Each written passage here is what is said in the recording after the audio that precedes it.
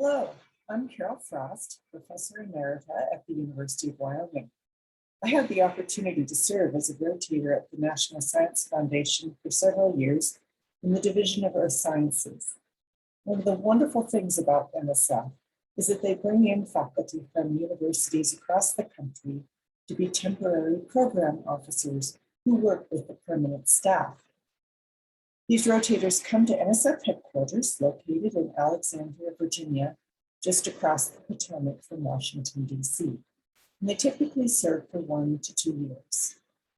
As a rotator program officer, you make recommendations about proposals to fund, you get to influence new directions in the field, support interdisciplinary research, and mentor early career faculty.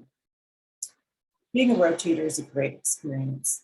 You get to see the latest ideas and the entire breadth of science being carried out in your field. As a program officer, you increase your own visibility while meeting and collaborating with other accomplished geoscientists. And as a temporary program director, you can retain your ties to your current institution and return to it when your term is finished, full of new insights to share with your colleagues. I certainly found it to be a very rewarding time. I learned a lot about how NSF's merit review process works, how it collaborates with other science and engineering agencies, and how NSF functions within the federal government.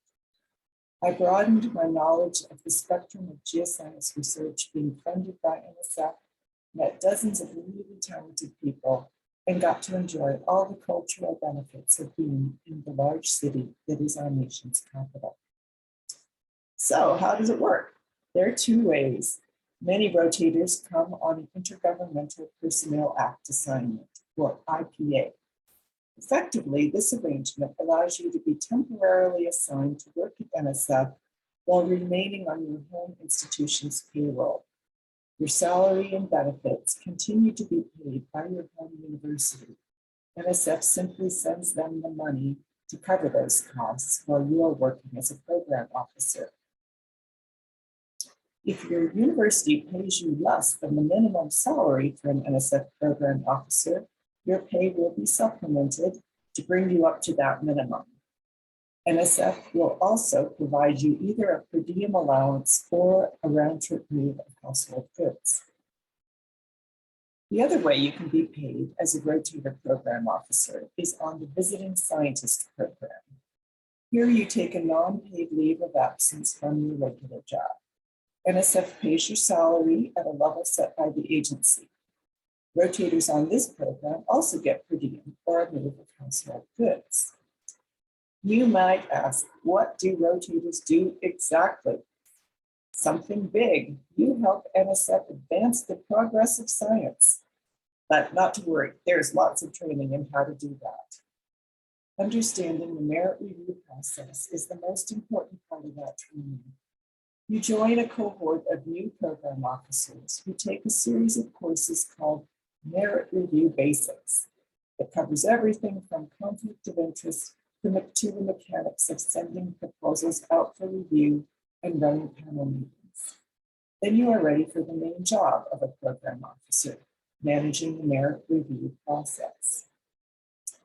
Although you will have primary responsibilities in running a particular program or programs, such as tectonics or metrology and geochemistry or instrumentation and facilities, you will also have the chance to pitch in on other activities. Program officers come together to help with merit review for the Graduate Research Fellowship Program, for example, and for a variety of interdisciplinary programs. Some of these cross directorate boundaries, which can be intellectually quite exciting. Geoscience program officers may work together with their counterparts in math or biology or social sciences.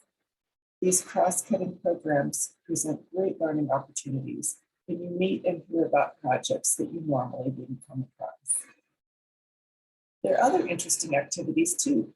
You might participate in seminars and workshops sponsored by the National Academies, or in science briefings held on Capitol Hill.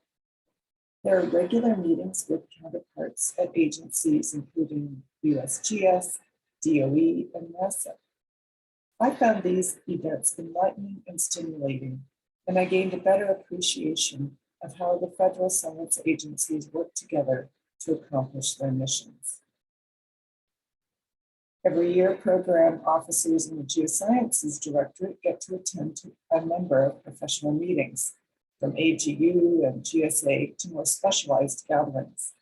You'll find that as an NSF program officer, you have almost celebrity status. People will seek you out for your insight and advice.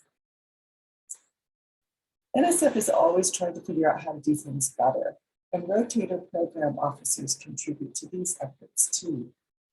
Some program officers help design better electronic systems for proposal review, while others help develop new programs that meet NSF's strategic goals.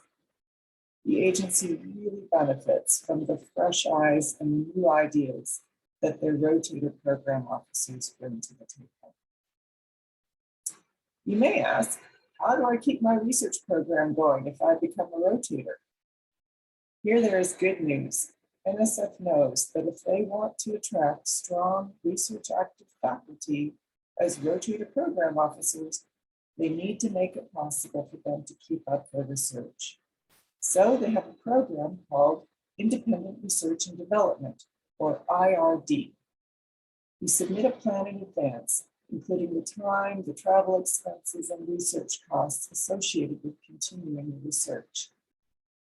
Also, you can submit proposals to NSF while you are a rotator, as long as they're related to previously funded work. And you can also apply for funding from other federal agencies.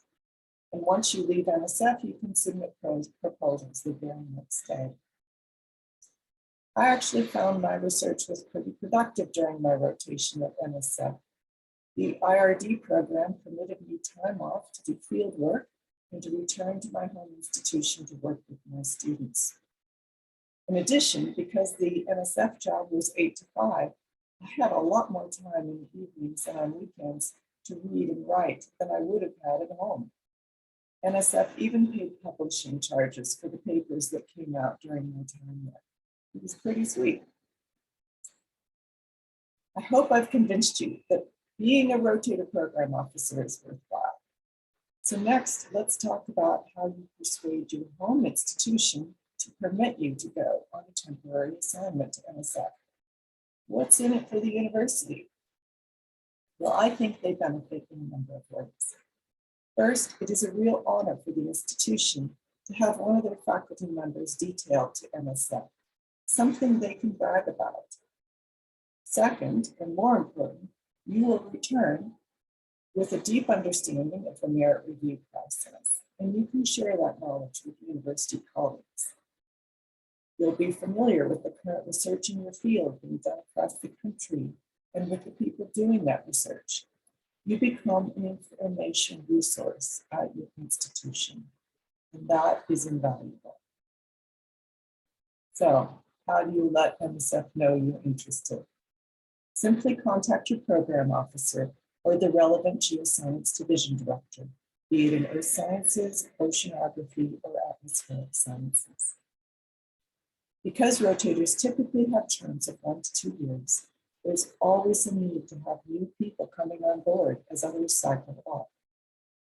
If your disciplinary program does not have a vacancy, there may be positions available in a variety of cross-cutting programs or in other directorates such as polar programs, education, or computer and information sciences. Even if you aren't ready for a rotator position right now, it wouldn't be a bad idea to let your NSF staff know that you may be interested in the future. They'll be happy to hear from you. Being a rotator was a fabulous experience for me. I hope you get to have the same. Please let me know. Thank you.